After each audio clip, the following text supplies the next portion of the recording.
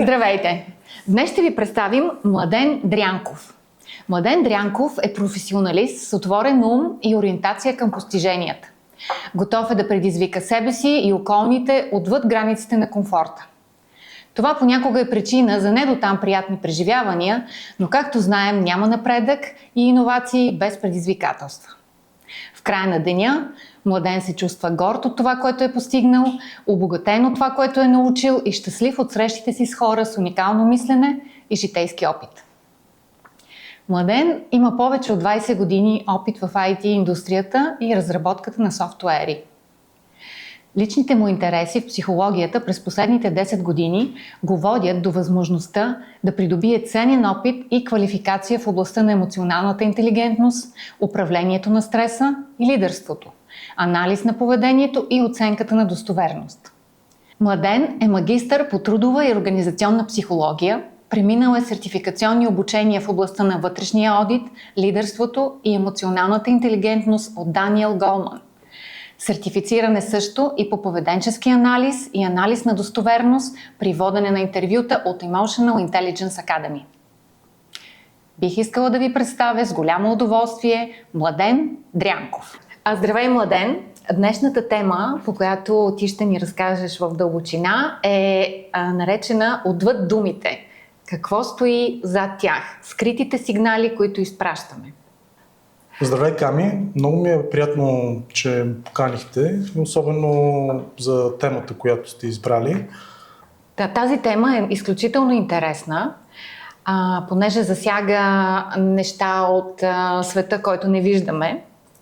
И затова първи ми въпрос е: често ли се случва думите ни да не съответстват на езика на тялото? Това е много условен въпрос. Отговорът не е еднозначен. В човешкото съзнание и несъзнавано се фигурират две системи. Една рационална и една емоционална. Обикновено, когато човек не е под стрес, те фигурират в унисон. Но когато човек изпадне в някакво стресово състояние, те започват да губят баланс и едната система започва да прави превес спрямо другата. И в точно този момент започват да се получават различия. Когато говорим и декларираме някакви факти, ако те не отговарят на действителността или искаме да потискаме емоции, свързани с тези факти, обикновено се получава конфликт между рационалната и емоционалната част и в първите 25 до 100 милисекунди човек показва истинската емоция. Но още веднъж, извинявай, ще те прекъсна, в първите 25 до 100 милисекунди. Той показва истинската емоция. Да. След което нашата рационална система разбира, че това не е редно и се опитва да потисне тази емоция с някаква друга емоция. В този момент се получава или кратка конвулсия и истинската емоция, истинското изражение на човек, след което се потиска и се сменя с друго изражение, което не отговаря на действителността. Обикновено в такъв момент може да се постигне включително маска на самата емоция, човек да показва истинската същност на лицето, най-вече в областта на очите и съответно една много привична социална усмивка в долната страна. Да. Тази разлика се постига благодарение на това, че мускулите на устата, около устата, можем да ги контролираме съзнателно, докато мускулите около очите можем да ги контролираме несъзнателно. И затова е и факта и големия цитат, че очите са прозорец към душата. Кои са основните емоции, които се опитваме да скрием? Основните емоции, които се опитваме да скрием, те са 7. Това са страх, гняв, отвращение, изненада, тъга, щастие и превъзходство. Така, защо се опитваме да ги скрием? Ами всеки човек си има различни мотиви. Когато, например, изказваме история от нашето минало, може тя да е наситена с много тъга. И ние да се опитваме да потиснем тази тъга. Може ли да се каже, че се придържаме към социалната маска? Да. С която трябва да изглеждаме какво? Постоянно щастливи и добре. Точно така. И точно там е разковничето, че част от хората поради някаква причина, вътрешна или социално одобрение, се опитват да потиснат факти от тяхното минало с някаква цел. Независимо дали това е интервю за работа, независимо дали това е аудит, в който от срещна страна аудитира и част от фактите са болезнени. Най-различни могат да бъдат причините, когато човек може да пожелае съвсем осъзнато да укрие някакви факти и покрай самото интервю да започнат несиметрично поведение, както в страна... Между думи и език на тялото. Точно така. Добре, а може ли... Вярно ли е твърдението, че думите могат да излъжат, но тялото не? Как може да разберем, че човек лъже? Ами, най-честият факт е, например, как се чувстваш. И тук има два основни варианта. Или се чувстваме добре, или се чувстваме зле. Но ако дадем положителен отговор, да, ние се чувстваме добре, но го покажем с тъга, с гняв, с негативна емоция, тук става въпрос за едно неконсистентно състояние между нашите думи и нашето тяло. Това, което говори тялото. Тоест не може да кажем много съм добре. Да, то ни звучи някакси симетрично. Понякога може да сме напълно неутрални, но да декларираме емоция, емоционално състояние или самия контекст, в който се намираме. Какво значи това с обикновени думи? Да сме неутрални, но да декларираме. Как бихме могли да го преведем на ежедневен език? Чувствам се много гневен. Да. Изглеждам ли гневен? Не изглеждам гневен. Разбрах. Да. А могат ли да се объркат емоции? Могат да се объркат емоции. Например, гневът може лесно да се обърка с отвращението. Просто намесени са много близки мускули. Кои са мускулите за гнева? За гневът човек по-скоро не е основната индикация. За гневът е от веждите и стесняването на устните. И, например, това е един вариант на гняв, докато при отвращението са намесени по-скоро скулите и човек стеснява. Ти си помня, че спомена високомерие или как го нарече? Превъзходство. Това е една от най-негативните емоции. Тя е свързана с опит човек да покаже щастие, но понеже се прави по много осъзнат начин, който не отговаря на вътрешното състояние, усмивката не е симетрична. Okay. И по този начин се показва въпросното превъзходство. То от голяма част от психолозите е дефинирано включително като една от причините за разводи. Например, когато една от половинките дефинира превъзходство спрямо другата и демонстрира... Добре, какво ще кажеш за въртенето на очи? За въртенето на очи е много спекулирано. Няма голямо съгласие върху това дали е индикатор някакъв на подвеждащо поведение. Основното нещо, което е концептуализирано, е, че хората, които се опитват да лъжат, все пак успяват под един или друг начин да пропуснат истината. Дали истината ще е под формата на пропусната емоция, като микроемоция за част от секундата, или грешка на езикът, те просто това ще ликне в... Но това може да го установи само трениран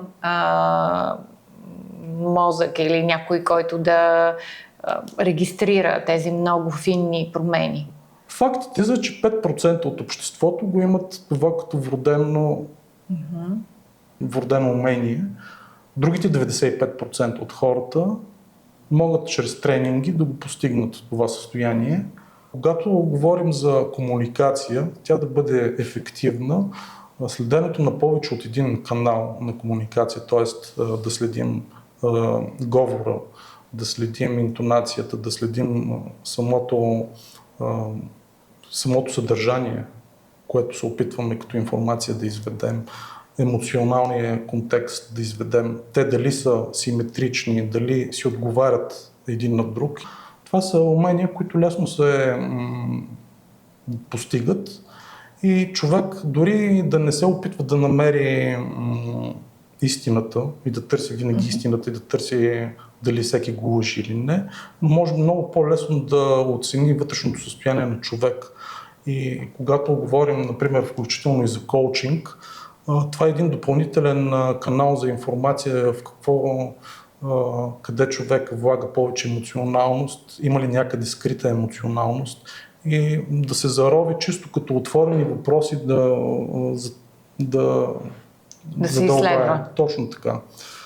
Човек може да придобие базови умения, с които да оцени вътрешното състояние на човек, то дали отговаря на контента, извинявам се, на съдържанието. На съдържанието. И дали може да се извлече допълнителна информация на ниво невербална комуникация, като под формата на звук, на глас, интонация, думи, наречия, епитети, всичко, което използваме като писателна реч, включително и нашите лицево изражения и подтиснати емоции, които показваме за част от секундата.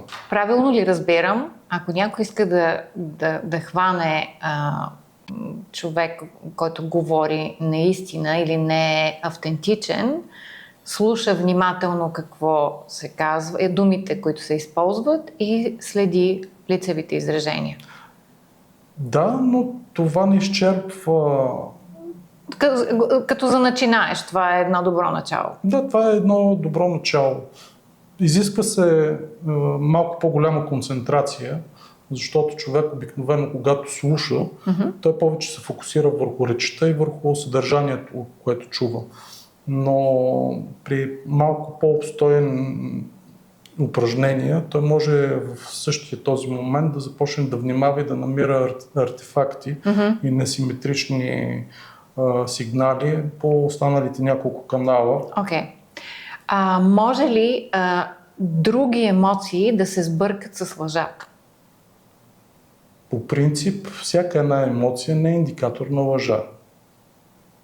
Обикновено това се ползва един малко по-сложен процес, в който да се прави анализ на историята, която се казва. Обикновено такъв тип анализ се ползва на записи, за да може да се прелиства. Но това е за професионалисти. Точно. Когато става въпрос за интервюта, най-добрият индикатор като съвет е човек просто да си зададе един отворен въпрос и да види в първите 7 секунди какво ще се отговори, по какъв начин. Добре, нека да дадем пример с един отворен въпрос по време на интервю. Ето един много тривиален въпрос. Каква е причината да напуснете предната фирма и да дойдете при нас? И с това отваряме една голяма широка врата за интерпретации и... Да. Там човек може да избере пътеката да бъде искрен и да каже истинските причини, но може да избере и пътят, в който да укрие част от информацията, защо не и да изфабрикува чисто фалшиви факти относно неговото решение да напуска. Да, особено ако миналото не е в негова полза, не говори в негова полза. Да. Добре, нека да дадем съвет за взаимодействието между мениджър и служител. Какви са подвеждащите сигнали, по които мениджъра да разпознае, че нещо не е наред? Сигналите могат да бъдат от всякакво естество, но когато говорим за комуникация и взаимоотношения, ние хората сме ние емоционални същества, които по-скоро понякога мислим рационално. И в този ред на мисли, когато комуникираме, ние все пак, освен че комуникираме, ние влагаме все пак някакво дори минимално емоционално състояние. И точно там се крие разковничето, когато нещата не си съответстват чисто на невербално ниво с съдържанието, което ние даваме като думи. Това е един индикатор. Тогава се получава дисонанс. Да. И ролята на мениджъра, който общува с този подчинен, е да хване този дисонанс. И оттам нататък да започне да наблюдава по-внимателно. Това ли е? Не само да наблюдава по-внимателно, а по-скоро да фокусира какъв тип информация трябва да задълбае, за да намери разковничето и причините на този дисонанс. Защото ние не лъжим, защото трябва да лъжим или за спорта. Ние лъжим поради някаква наша си вътрешна причина. И се опитваме да укрием, независимо дали информация, дали емоционалност. Един менеджер по-скоро би трябвало в този момент да започне да задълбава и да започне да търси причините за този дисонанс. Защото те може да са напълно безобидни, но могат и да предизвикат катаклизъм. Да. Всъщност това е една много сложна, многопластова тема, за която един разговор съвсем не е достатъчен и аз оставам с усещането, че само докоснахме повърхността. Реално тази тема има много други измерения, които си заслужава да бъдат говорени и изследвани. Вярно ли е, че когато лъжем, си пипаме задължително носа? Или правиме нещо, което е... То има друго обяснение за попипването по нос. Тук има две нерва, които при висока обработка на информация, ние сме включили нашия рационален дял и мислим нещо интензивно, напълваме тялото, горната част с кръв и тези два нерва започват да насърбят. Това не е индикатор да че лъжим, това по-скоро е индикатор, че в момента нещо интензивно мислим. Когато, например, има високо ниво на стрес, ние можем да се започнем да си пипаме тук вагус нерва, който контролира нашата кръвоносна система, с цел да намалим малко стреса и кръвотечението. Младен, какво можеш да ни кажеш за финал? Когато видим някаква несиметричност, сигнал, че от срещната страна е нервна, емоционална или се опитва да го потисне някаква емоция, необходимо е допълнително да задълбаем и да започнем да въртим, защото с допълнително въпроси, защото човек може включително да не мисли за това, което в момента се говори, да се е сетил за нещо съвсем различно, то да няма отношение върху въпросния контекст на разговор, но въпреки всичко да покаже дадена емоция и с това да не... Която да е свързана с това, което си мисли, а не с ситуацията, която се случва. Точно така. И съответно ние като интервюиращи или като разпитващи да бъдем заблудени с това, че човекът се опитва по някакъв начин да ни мотае, да лъжи, а той просто да си мисли за нещо друго, което не е по темата изобщо. Благодаря, беше удоволствие. Благодаря и за мен беше удоволствие.